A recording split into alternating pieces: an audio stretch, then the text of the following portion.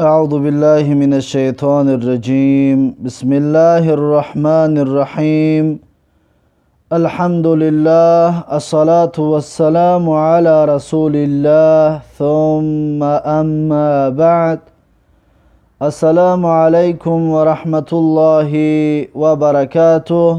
برادران عزیز و مهربان و طلبگاران زبان عربی، الحمدلله که ما و شما از مستوای اول کورس یکم درس های زبان عربی 10 درس گرفتیم و امروز به سمع شما درس 11 را با یاردم و فضل الله تبارک و تعالی خواهیم رسانید. درس 11 ما و شما چطوره که میبینیم الدرس الحادی عشر، یعنی که درس 11. الدرس الحادی عشر یعنی که درس 11.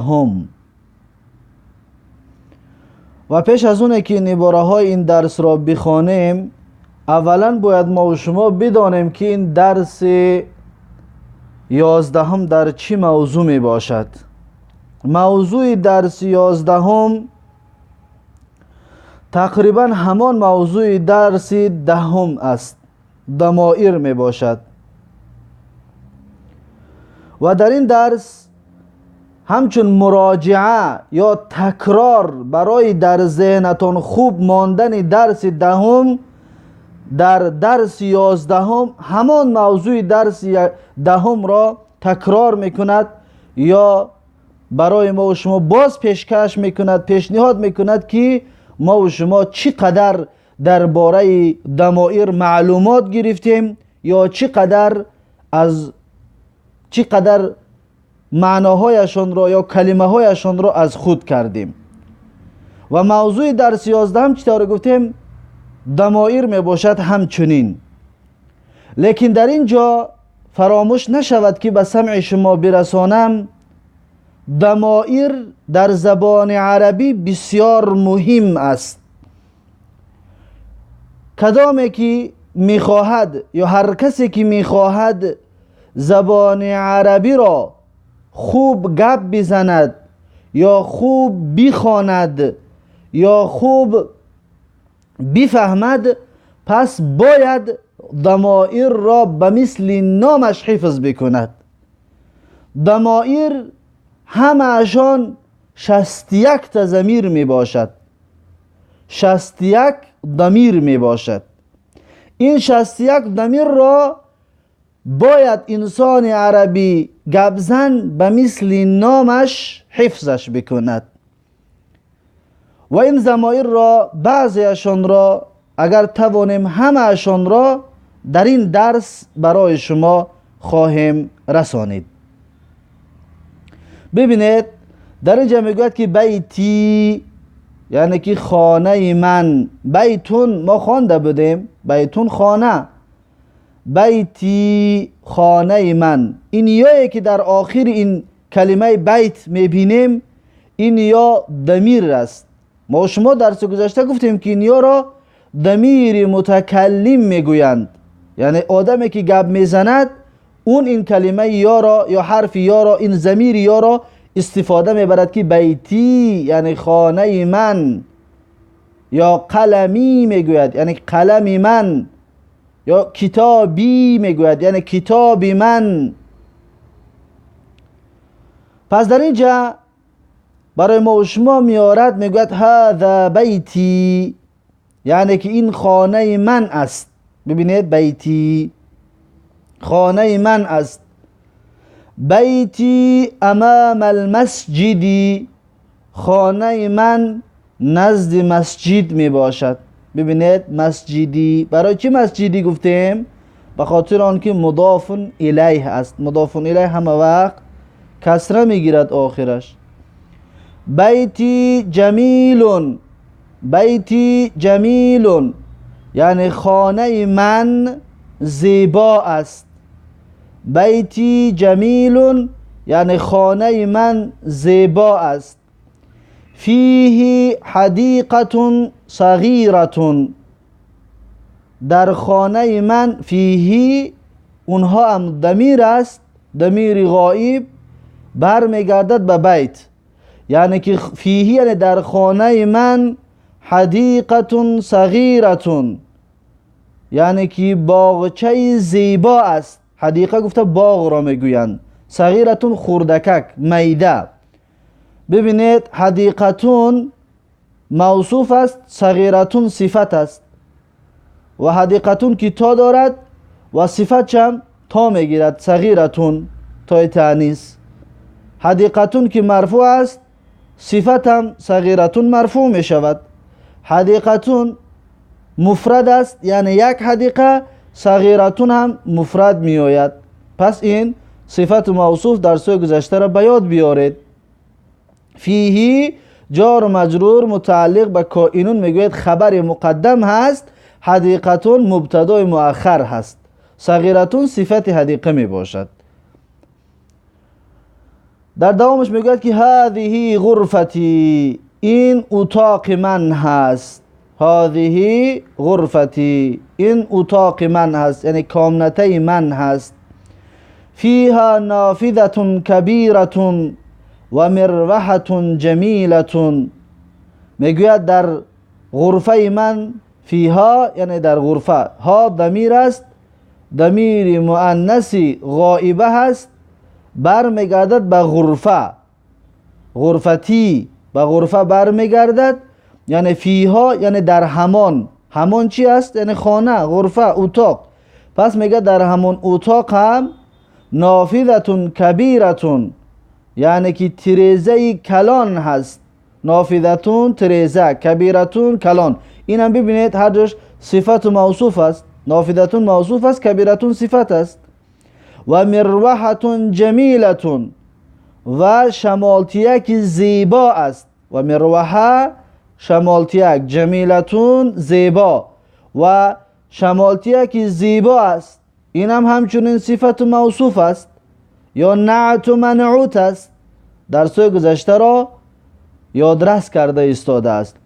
هذا سریری و هذا کرسی و هذا مکتبی، میگوید هذا سریری یعنی که این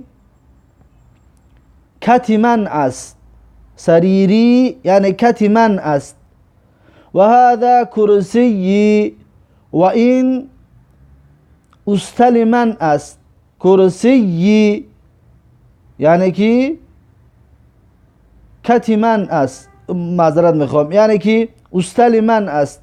و هذا مکتبی و این میز من است. ببینید هر یک این را به خودش نسبت داد، به ضمیر متکلم مفرد اضافه اش کرد. ببینید سریری، سریر مضاف است یا مضاف الیه. در این صورت ما اگر که هر اسم را نسبت به خودمان بدهیم، اضافه به ضمیر، به ضمیرها که کردیم، هر ضمیری باشد در اون الف لام نوشته نمیشود بگیم که از سریری. این جایز نیست، به خاطر اینکه در سال گذشته یادتون باشد ما گفتیم که مضاف هیچگاه الف لام قبول نمی کند، در اولش ال نمی آید، و مضاف هیچگاه تنوین قبول نمی کند. این درس های گذشته را به یادتون بیارید. برای مخاطب در اینجا جایز نیست بگویی که هذا سری السریری، جایز نیست. یا بگویی که هذا الکرسی یا هذا المکتبی، این جایز نیست. الف لام موندن جایز نیست. باید در اینجا بگویید که هذا سریری، یعنی که این کت من است، و هذا کرسی و این استل من هست، و هذا مکتبی و این میز من است. در دوامش میگوید ساعتی و قلمی و کتابی علی المکتبی.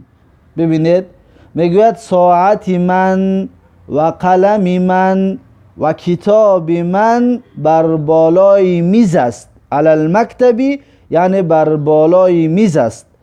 این ساعتی و قلمی و کتابی هم به مثل همون پیشتر بیان کردیم که الف لام و تنوین قبول نمیکند به خاطر آنه که مضاف است. مثلا ساعت مضاف است و یا یکی در آخرش است، اون را مضاف الیه میگوید، چی طوره که در گذشته ها ما و شما مضاف الیه را خوانده بدیم.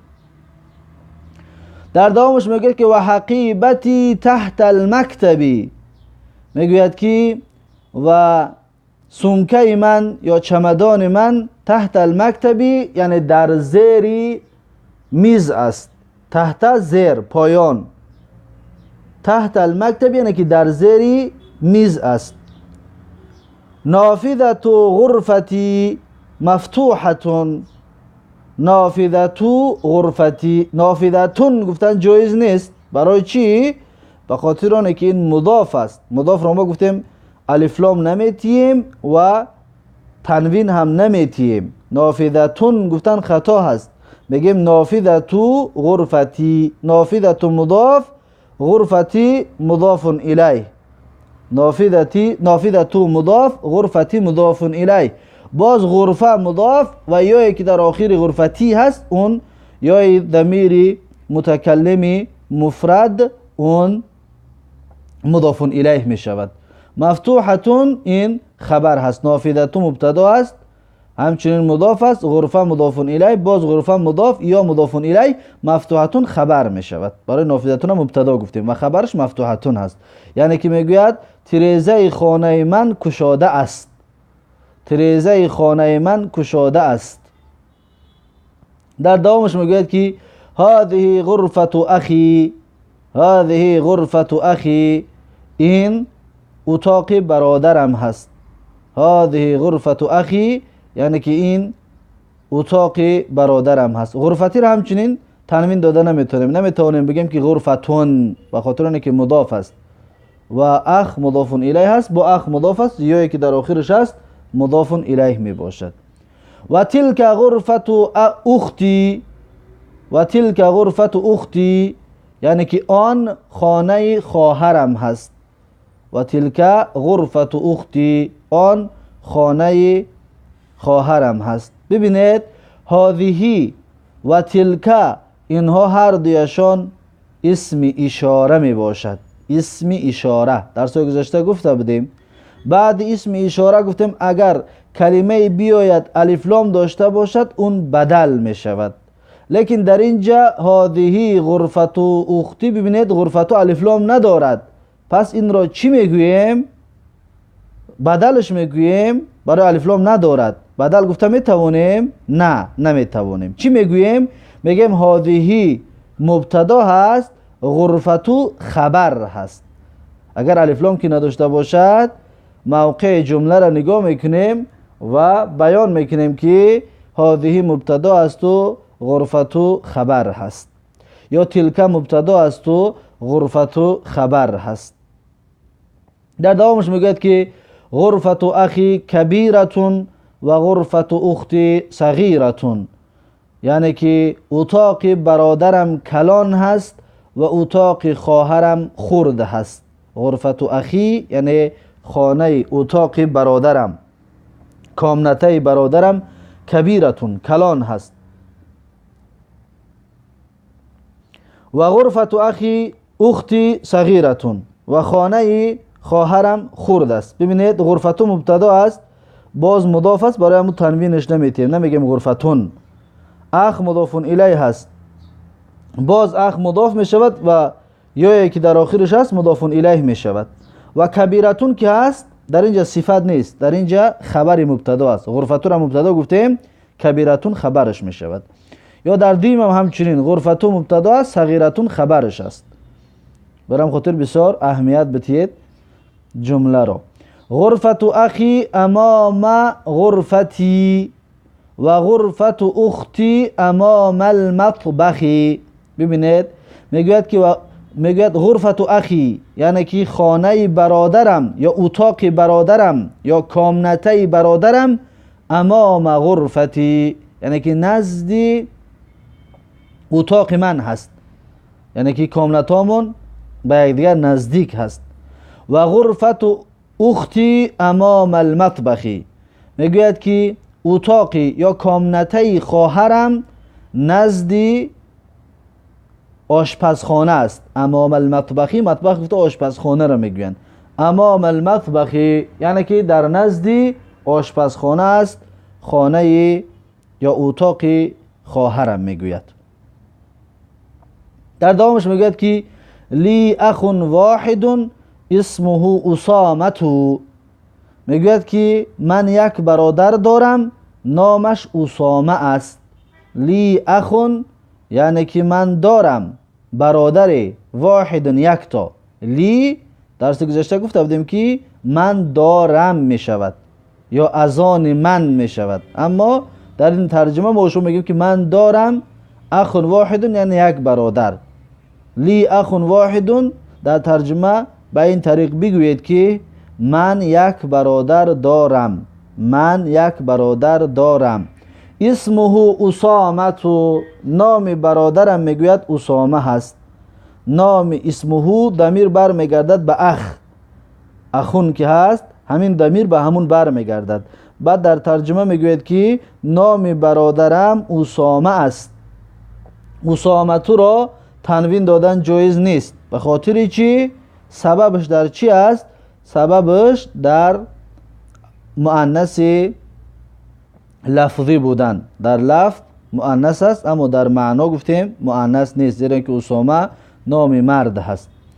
ولی اخت واحدة اسمها سعاد، ولی اخت واحدة اسمها سعاد، میگوید که من یک خواهر دارم نامش سعاد است. من یک خواهر دارم نامش سعاد هست. ببینید ولی واو یعنی و، لی دارم من، اخت واحد یک خواهر. در ترجمه میگوید که من یک خواهر دارم، اسمها سعادو یعنی که ها اسمهایی که هست ضمیر بر میگردد به اخت، اختون هست که به همین بر میگردد. پس میشود که نام خواهرم سعاد هست، نام خواهرم سعاد هست. سعادو همچنین ممنوع من الصرف است، تنوین دادنش جایز نیست. برای چی؟ به خاطر آنه که علمی مؤنث هست، علمی مؤنث است و جایز نیست که در آخر این تنوین همراه کنیم سعادون بگوییم. این را همچنین در ذهنتون داشته باشید. در دوام عبارت میگوید که ابی و امی فی تلک الغرفة الکبیرة. ببینید ابی میگوید پدر من و امی مادر من، فی تلک الغرفة الکبیرة در آن خانه یا در آن کامنته کلان است. یعنی که پدرم و مادرم در آن اتاق کلان است. اینجا همچنین اهمیت بدهید که فی تلک، فی گفتیم که حرف جاره است، بعدش کلمه ای که می آید آن را کسره می کند.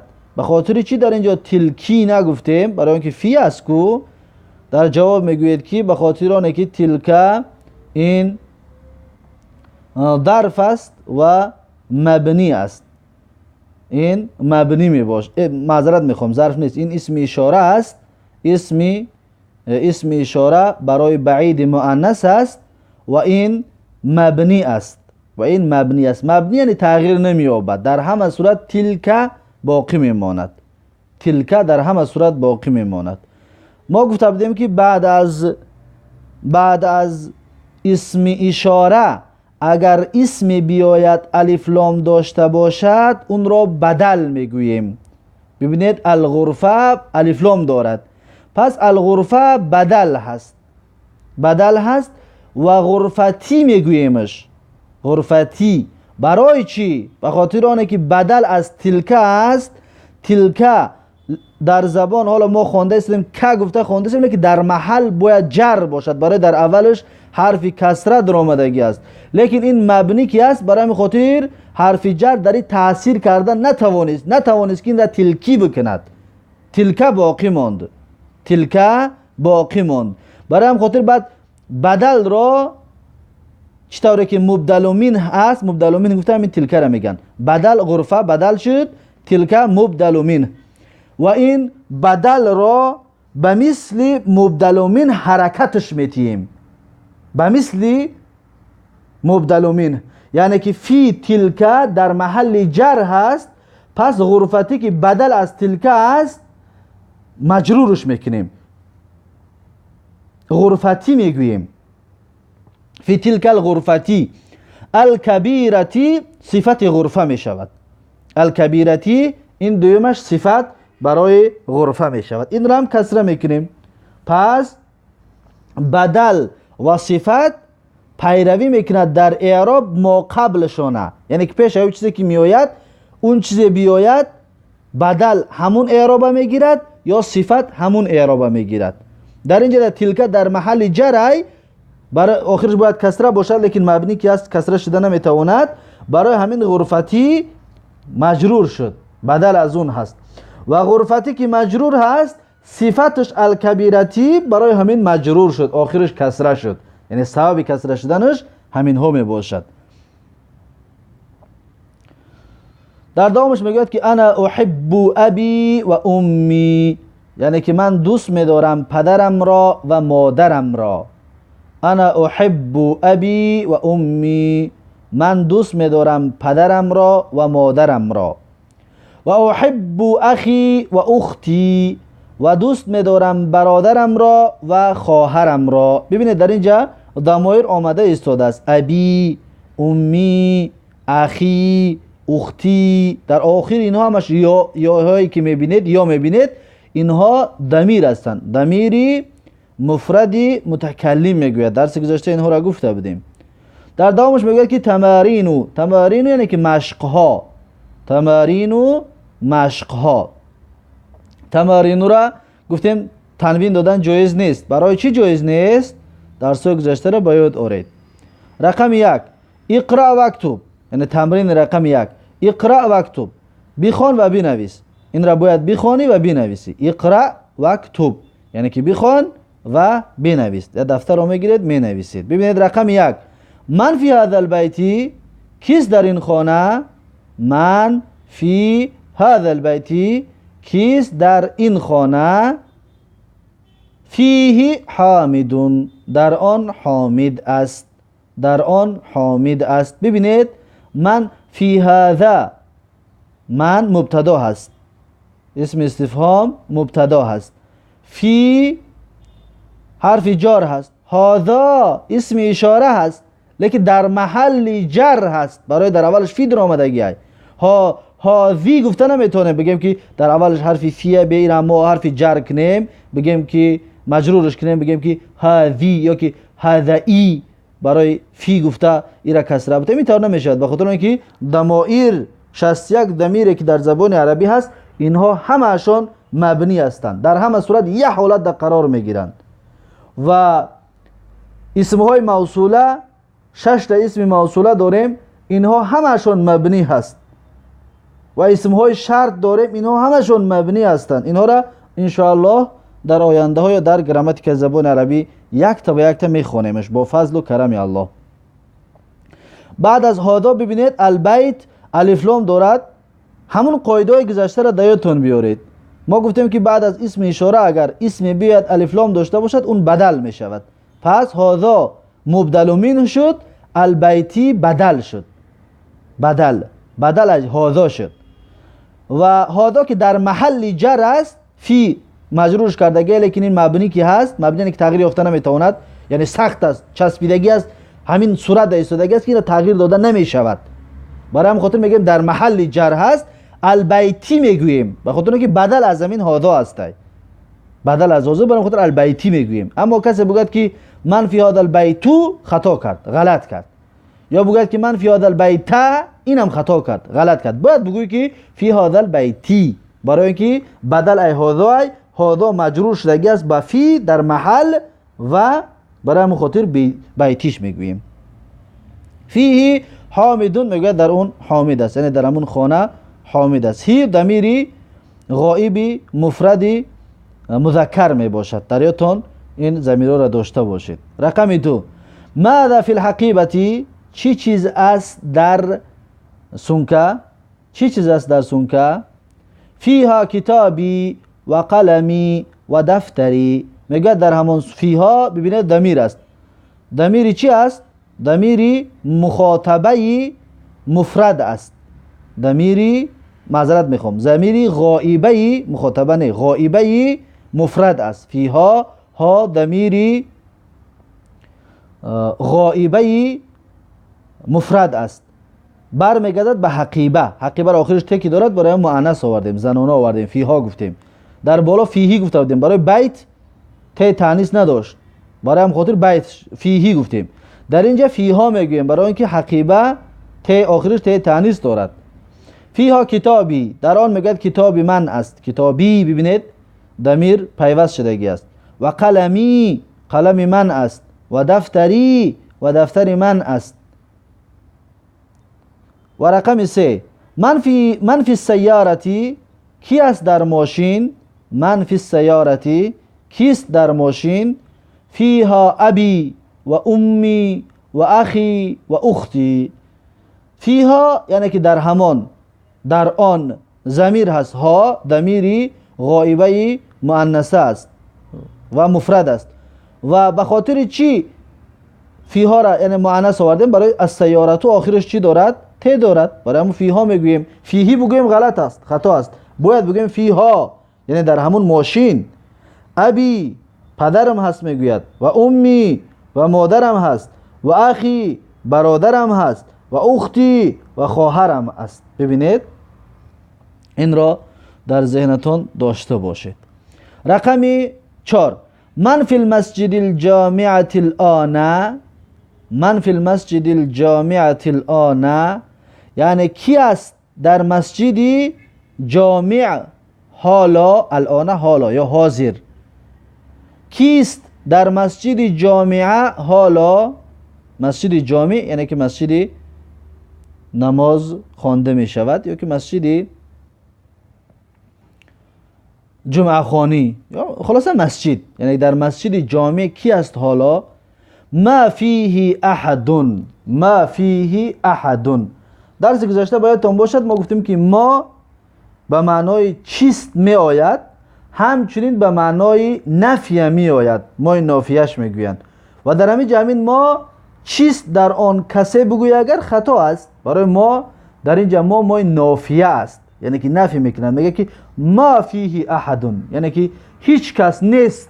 ما یعنی که نیست، ما نیست به معنای لا است، یعنی نه.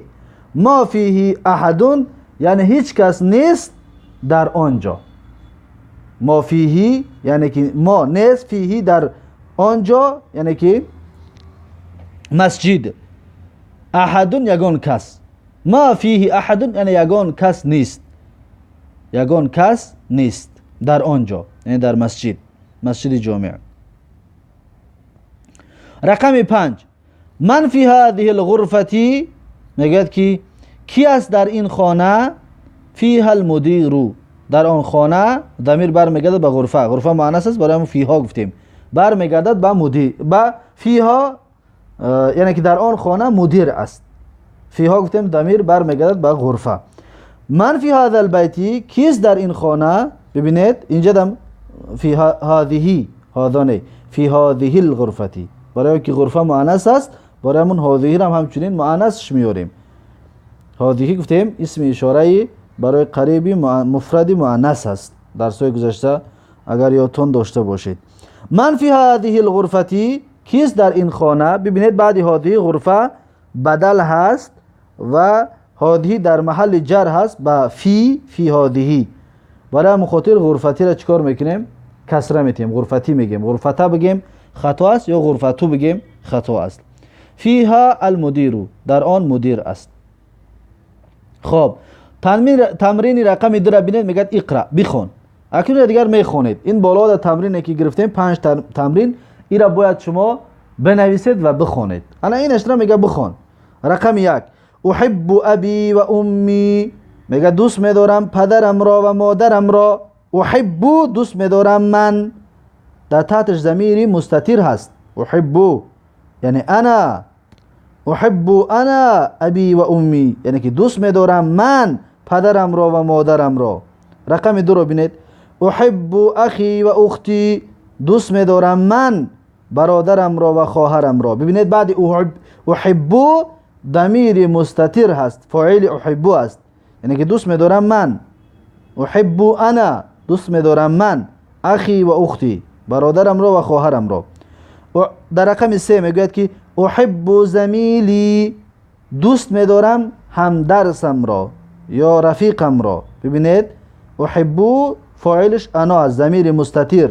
در بالا ضمیرها را ضمیر بارز می آورد، یعنی که آشکار می آورد. در اینجا ضمیر مستتر می آورد، یعنی که پناهی، پنهان است. احب در تحتش یه ضمیر است که انا زمیلی، دوست می دارم من رفیقم را. رقم 4 را ببینید.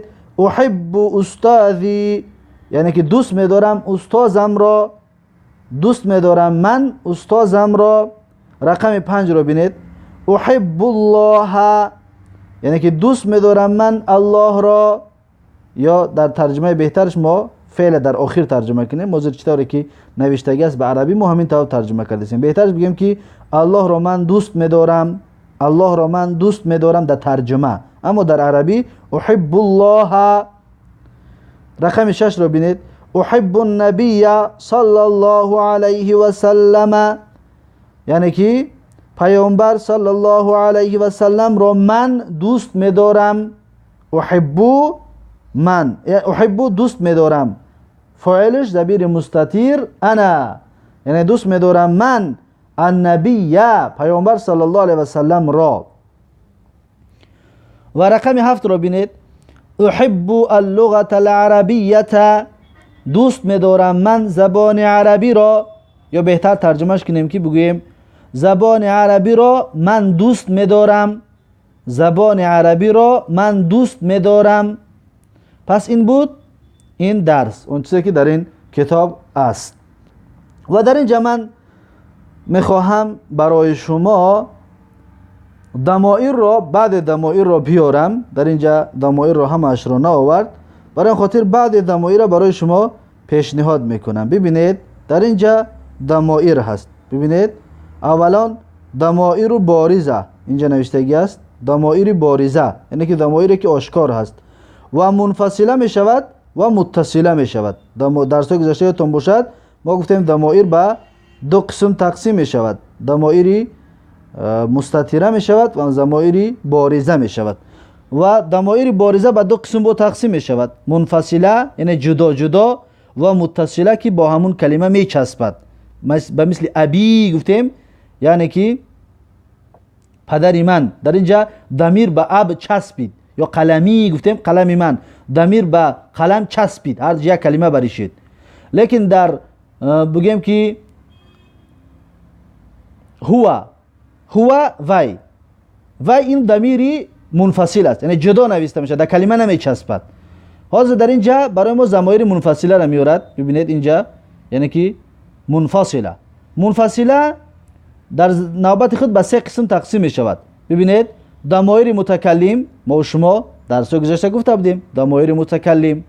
و دوم ضمایر مخاطب هم گفته بودیم در سو گذشته.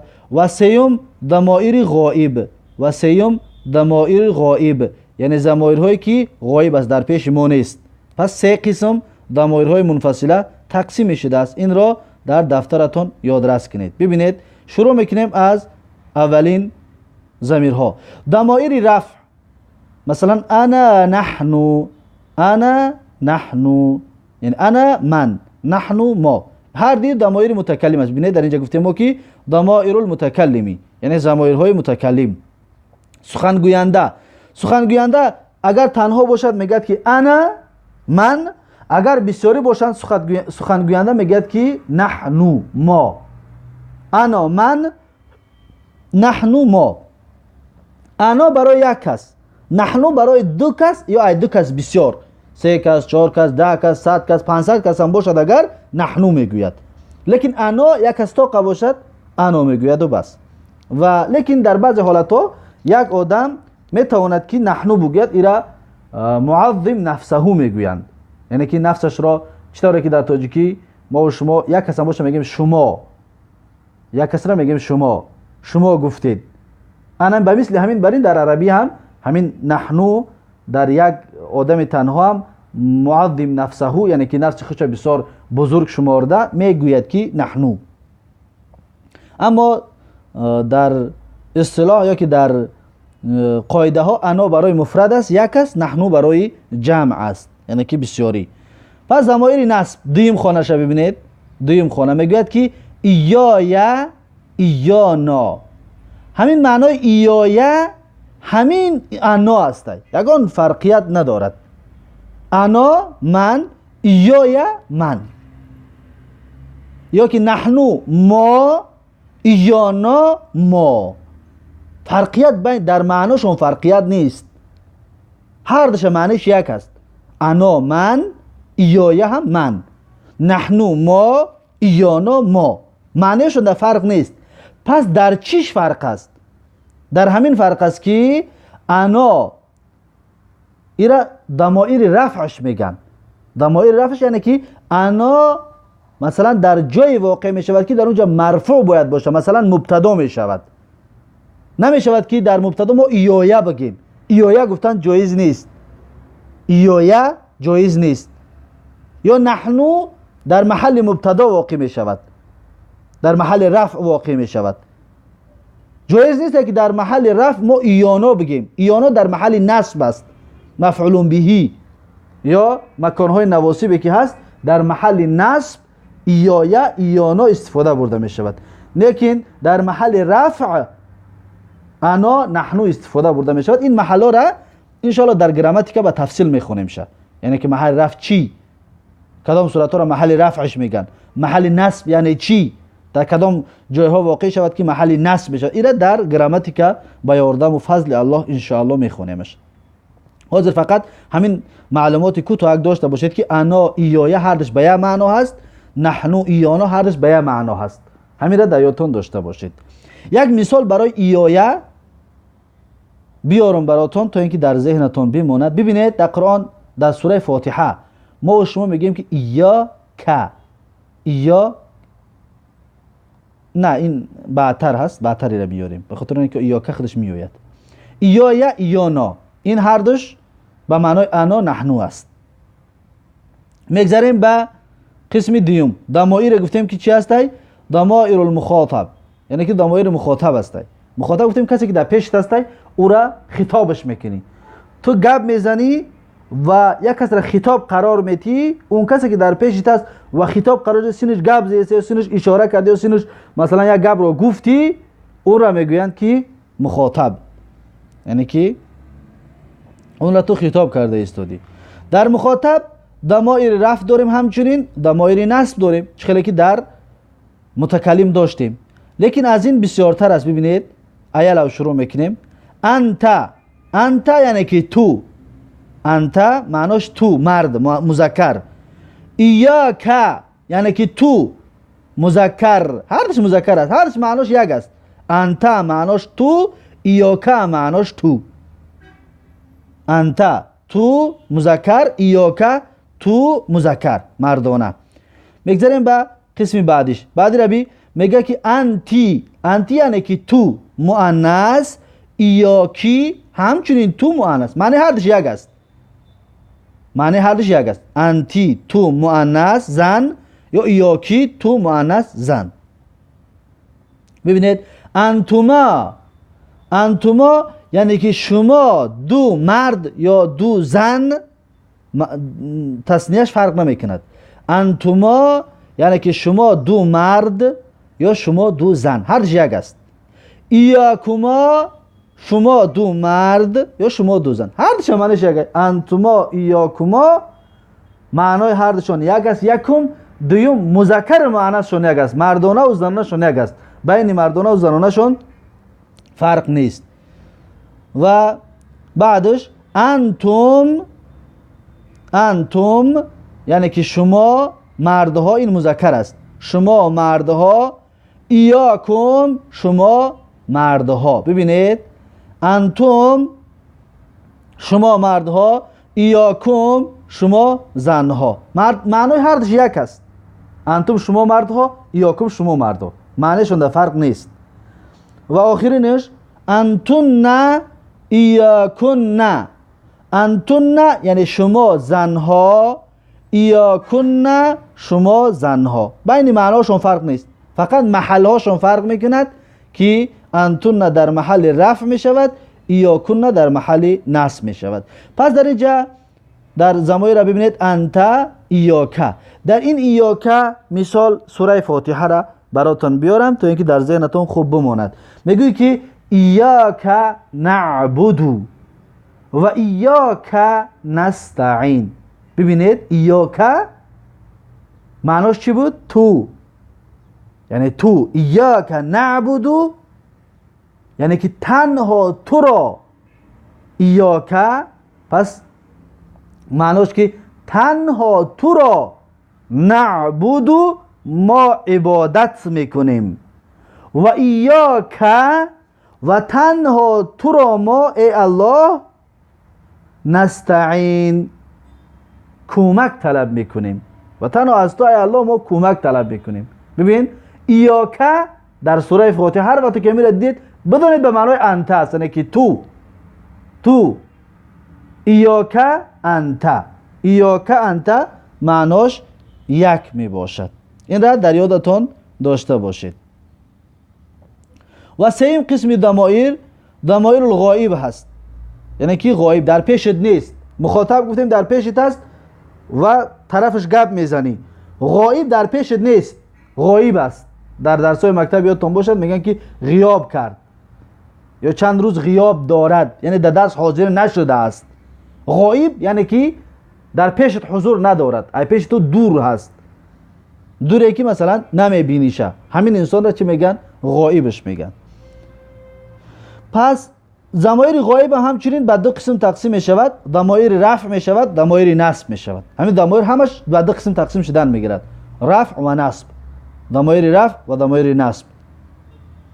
ببینید در ضمایر رفع میگه که هو یعنی که وی، هو وی مرد ضمیر است برای مذکر و مفرد هست، یعنی مردانه مفرد است، یک است. ایاهو یعنی که وی، معنی هر دوش یک است. هو وی، ایاهو وی، معنی هر دوش یک است، در معنیشون فرق نیست، لیکن هو در محل رفع می آید، ایاهو در محل نصب می آید. بعدینش هیا ایاها، هیا وی زن، هیا وی زن مفرد است، یعنی یک زن. ایاها وی زن همون معنیشون یک است، در معنیشون فرق نیست، فقط هیا در محل رفع است، ایاها در محل نصب است. هما یعنی که آنها دو کس، چه مرد باشن چه زن. هما آنها دو مرد یا آنها دو زن، فرق نمیکند. هما که گفتی میشود دو مرد را در نظر داشته باشی یا میشود دو زن را در نظر داشته باشی. رنگ چطوری که در اینجا انتما ایاکما را گفته بودیم، اینها هر دوشون در تصنیه اشون، در دو کس بودنشون، مردانه و زنانه شون فرق نمیکند. هما یعنی شما دو مرد یا دو زن، ایاهما همین معنا، شما دو مرد یا دو زن، فقط هما در محل رفع، ایاهما در محل نصب. هم ویها مردها، جمع یعنی جمع باشه، اگر بسیار مردها باشه میگن هم ویها مردها. ایاهم همچنین ویها مردها، این فقط برای مرد است و جمع است و معنای هر دوش یک است، هم ایاهم. هن این ویها زنها است، یعنی که جمع ویها زنها، جمع زنانه که باشد معنی است که باشد هن نمیگویی. ایاهن همچنین ویها زنها، معنی هاشون یک می باشد. پس اینها می باشد ضمیرها. این ضمایر را باید در ذهنتون داشته باشید، این ضمایر را باید در ذهنتون داشته باشید. اما درباره ضمایر متصله در اینجا حرفا را خود چنانش گرفته است، مثال نه آورده است، برای همون خاطر این را از این صورت نمیخوانیم، این را از این صورت نمیخوانیم. این را این طور کنیم که اون کس نوشتنی که باشد پس این طور گرفته می نویسین. اول منفصله را میگوید به سه قسم تقسیم می شود، ضمایر متکلم، ضمایر مخاطب، ضمایر غایب، سه قسم تقسیمش میکنید. بعد از این هر یک قسم باز در نوبت خود به دو قسمی تقسیم میکنید، ضمایر رفع ضمایر نصب. ببینید اینجا دو تایی دارد، بعد ضمایر رفع، ضمایر نصب در اینجا 5 تایی دارد. 5 تا و 5 تا. ضمایر رفع، ضمایر نصب در اینجا 5 تایی دارد و اینها را همش را حفظ میکنید. ببینید 2 2 4 تا ضمیر و این 5 5 10 تا 14 تا شید و این 5 5 10 تا دیگر 24 تا ضمیر. تا حاضر ما و شما 24 تا ضمیر را خواندیم. 24 ضمیر. این 24 ضمیر را در یادتان داشته باشید. این را باید حفظ کنید. انا، نحنو، انت، انتی، انتما، انتم، انتن، هو، هی، هما، هم، هن. انا میتونم از یادش میکنید به مثل نامتون. بعد با دویمش را ایا یا ایانا، ایاکا، ایاکی، ایاکما، ایاکم، ایاکن، ایاهو، ایاها، ایاهما، ایاهم، ایاهن. انا میتونم از یادش میکنید. یعنی بسیار میگوید تا اینکه در ذهنتان بماند. پس این بود ضمایر منفصله و میگذاریم یک صورت دیگر من در اینجا گرفتگی هستم. اینش برای متصل هست، ضمایری که متصل است. ببینید اینجا در ضمایر متصل بیان میکند. انا، حاضر ما شما گرفتیم انا یعنی که انا من. ببینید در اینجا بر رقم سرخ نوشته است که یی، برنگی سرخ نوشته است که یی یا یای خالی ای. انمی یه معنیش انا است. ببینید انا من می شود، یا من می شود، اینمی یای خالی هم من می شود. ببینید سه کلمه است، سه ضمیر به معنای یک چیز است، من. و تاجیکی ما شما من می شود. مثلا این در آخر اسم می دراید یا در آخر فعل می دراید. در آخر اسم مثلا کتابی، کتابی یعنی کتابی من، کتابی یعنی کتابی من. همچنین در آخر فعل هم می دراید. در اینجا مثال نیاورده است. ما یک کتاب و یک مثال را در اینجا میاریم. مثلا که علمنی، علمنی آخرش یا دارد، بعد نون یا است. علمنی یعنی تعلیم داد وی من را، تعلیم داد وی من را. کتابی باشد کتابی من.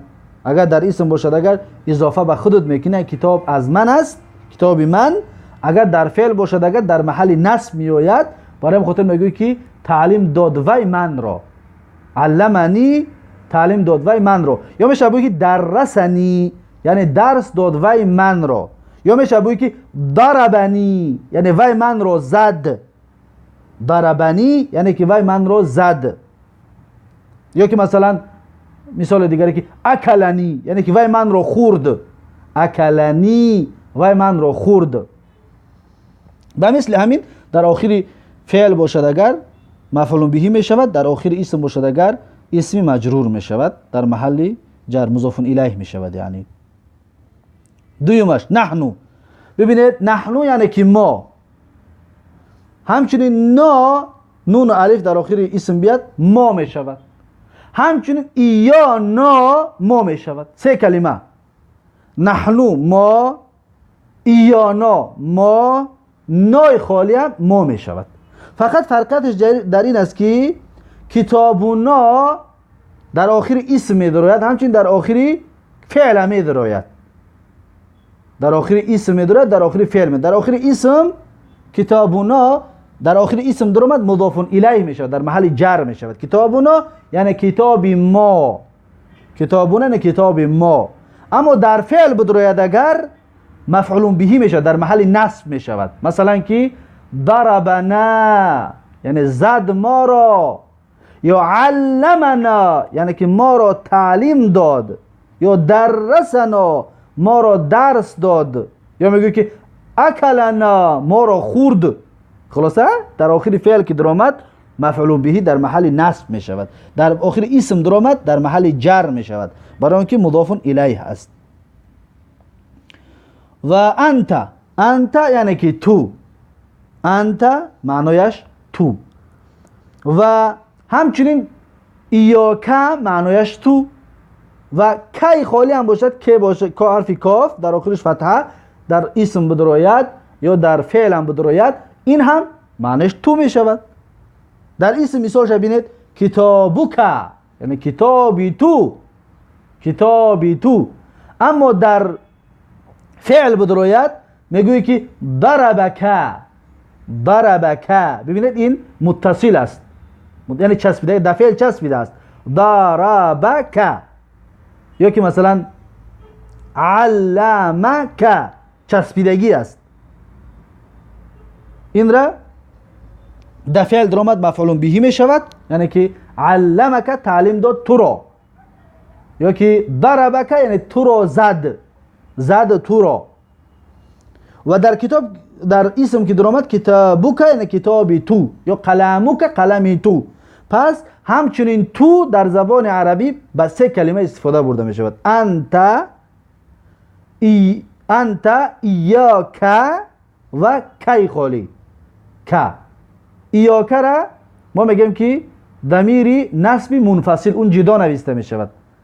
لیکن که را باشد، که میاد در آخر فعل یا در آخر اسم، این را ضمیر نسبی متصلش میگیم یا ضمیر مجرور متصلش میگیم.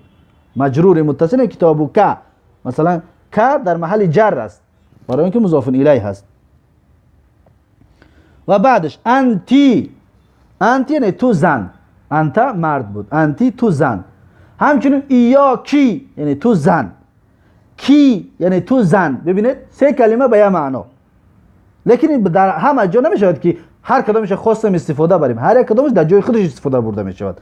مثلا اسم اگر به خودمون یگان چیز رو به خودمون اضافه کردنی باشه میگیم کتاب، با کسی دیگر اضافه کردنی باشه میگیم که کتابوکی یعنی که کتابی تو، یا قلموکی قلمی تو، یا بیتوکی خانه تو زن، یعنی کمش زنانه است. و اگر فعل باشد میگیم که ضربکی یعنی زد وی تو رو، یا که درسکی یعنی وی درس داد تو رو، یا علمکی یعنی وی تعلیم داد تو رو. انا همین طور می آید در فعل که آمد یا در اسم که آمد، به همین طریق ترجمهش میکنید که به همین طریق میشناسیدش. و بعد از این انتم یعنی که شما مردها، انتم شما مردها. ما و شما انتم شما مردها دانستیم و ایاکم شما مردها دانستیم و کم خالی کم کاف و میم شما مردها. ببینید سه کلمه. و کتابکم کتاب شما مردها، یا قلمکم قلم شما مردها یا بچه ها، و بیتکم خانه شما بچه ها مردها مذکر است یعنی. و اگر که فعل در بدروریمش، این در اسم در آوردیمش، در فعل بدروری میشود که علمکم یعنی تعلیم داد وی شما را، یا ضربکم زد وی شما را، یا اکلکم خورد وی شما را.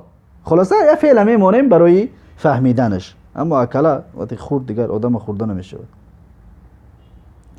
و انتن شما زنها، اینش زنانه است. انتن یکم کلمه شما زنها، ایاکن دویم کلمه ضمیر یعنی دویم ضمیر شما زنها معناش، کن همچنین شما زنها. ببینید سه کلمه انتن ایاکن و کن، سه کلمه به یه معنا. لیکن چطور گفته سیم هر یک کدامش در جای خودش استفاده بردن می شود. نمی شود که هر کدامش ما خودمون خواستیم در همون جا بمونیمش، این طور نیست. و کتابکم، ببینید کتابکن یعنی کتاب شما زنها. اگر خانه را گفتنی باشی بگوی خانه شما زنها، میگوی که بیتکن خانه شما زنها. یا مثلا قلم گفتنی باشی قلم شما زنها است، میگوی که قلمکن قلم شما زنها. این در اسم در آوردیمش. اما در فعل بدروریمش چی میشود که مثلا ضربکن یعنی زد وی شما زنها را، یا مثلا علمکن یعنی که وی تعلیم داد شما زنها را. ببینید همین طور میارید و ترجمه میکنیدش. بعد از این ضمیر هو را میارد. هو ضمیر غائب و منفصل، یعنی نامش هر کدامش که میخونید بگوید ضمیر غائب منفصل مفرد، یعنی که ضمیر هست و غائب است، آدمی که در پیشت نیست، و مفرد است یعنی که یک است، و مذکر است یعنی برای مرد است. همین چرا تکرار کنید ضمیر مفردی مذکری غائب. هو وی مردانه است. همچنین ما شما خوندیم که ایاهو یعنی وی، باز اینجا در هوی خالی آورده است، یعنی که وی. ببینید سه کلمه. مثلا در اسم اگر اضافهش کنیم میشود که کتابه یعنی کتاب وی. اگر قلم را گفتن باشه میگیم قلمه، قلم وی جوان، وی بچه. یا مثلا حقیبته یعنی که سمکه وی بچه. لیکن اگر در فعل باشد چی؟ در فعل میشود که ضربه یعنی که زد وی را. یا مثلا که علمه یعنی که تعلیم داد وی را. یا میشود که درسه یعنی درس داد وی را. این در فعل و در اسم در فعل میدروید. و هی باشد وی مؤنث است یعنی زنانه، وی مؤنث است. و هی وی زن، یک زن. ایاها وی یک زن، ها یک زن. ببینید وی یک زن. سه کلمه همچنین به یک معنا. و ها در اسم میدروید، در فعل میدروید. در اسم به مثل کتابها یعنی کتاب وی، کتابها کتاب وی یکم.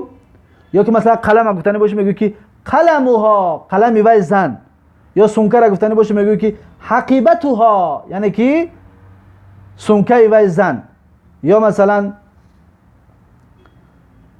دفتر را گفتنی باشه میگه که دفترها یعنی که دفتری وی زن.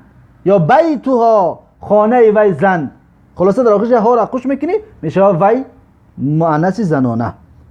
و در این در اسم بود. در فعل چی؟ مثلا ضربها یعنی که زد وی زن را. مثلا اکلها مثلا خورد وی زن را، کدام اژدهاری. خب یا مثلا میگویی که علمها یعنی تعلیم داد وی زن را. یا مثلا میگویی درسها یعنی درس داد وی زن را. و همین طور همچنین در اسم میدارد، همچنین در فعل. و بعد از این هم است. هم یعنی که وی ها مردها، صیغه جمع مذکر است، صیغه جمع مذکر و غایب مذکر. هم وی ها مردها. همچنین ایاهم وی ها مردها. یا هم در آخر همچنین می آید وی ها مردها. ببینید در اسم می دارد هم، مثلا کتابهم کتاب وی ها مردها. یا قلمهم قلم آن مردها. یا دفترهم دفتر آن مردها. و در فعل هم همچنین می دراید. در فعل مثلا ضربهم زد وی ها را، وی بچه ها را زدند. یا مثلا علمهم تعلیم داد وی بچه ها را. یا مثلا درسهم یعنی درس داد اون بچه ها را. همین طور همچنین در فعل می دراید، همچنین در اسم. و آخرینش ضمایر هن یعنی که وی ها. هن وی ها زن ها لیکن زنانه. هم وی ها مردها، هن وی ها زنها. همچنین ایاهن یعنی وی ها زنها. باز هنی در آخر اسم فعل میدرآمدگی داریم، یعنی که این را متصلش میگن. ببینید مثلا در اسم میدرامیمش چه خودش آوردگی است. کتابهن یعنی کتاب وی زنها. یا مثلا قلمهن قلم وی زنها. یا مثلا بیتهن خانه وی زنها. این در اسم بود. در فعل با میدراریمش. در فعل میشود که مثلا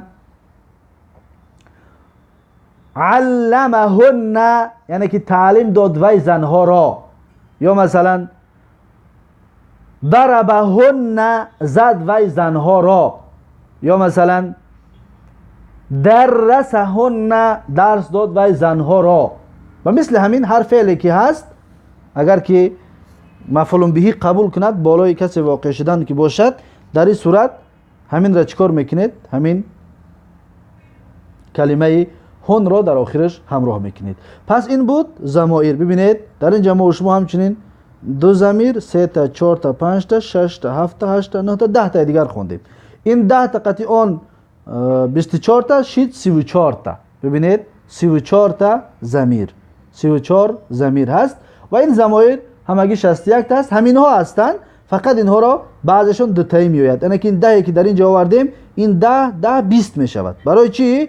به خاطر آنکه در اسم می‌دارد اول 10 تا، با همینا را در فعل می‌داریم با 10 تا دیگر. 10 تا می شود چند؟ 24 بود 44 می شود. و همین طور اینها چی می شوند؟ اینها تقسیم بندی می شود. خلاصه ضمایر همش همین ها می باشد. این ضمایر را به مثل نام هاتون باید چکار کنید؟ حفظشان بکنید و در یادتون داشته باشید. و این بود درس امروزه ما و شما، و این درس را در اینجا به پایان می رسانیم و یکایک شما را به الله تبارک و تعالی می سپارم تا درس آینده. الله حافظ و مددگارتون. السلام علیکم و رحمت الله و برکاته.